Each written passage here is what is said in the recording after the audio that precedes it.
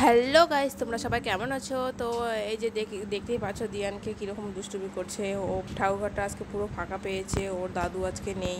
ও দাদু গিয়েছে আত্মীয়র বাড়িতে, বিগ্রহগুলোকে নিয়ে গেছে।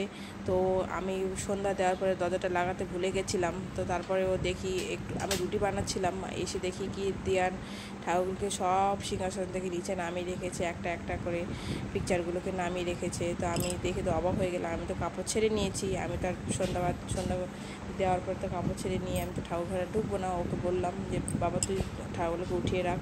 তো একটা একটা করে দেখো সাজিয়ে রাখছে, এমনি কথা শোনে, সবই কিছু করে।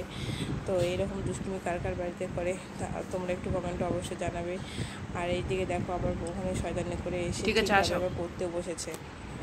আমি খাই পেরে আমি শ্বশুর বাড়ি যাবে কে খুলো বেড়াল আছে কোমর বেঁধেছে সঙ্গে যাবে কে খুলো বেড়াল আছে কোমর বেঁধেছে। তাড়াতাড়ি বাড়িতে পড়ো। তাঁতির বাড়ি কই তাঁতির বাড়ি বেঙ্গল ভাষা কই তাঁতির বাড়ি তাঁতির বাড়ি।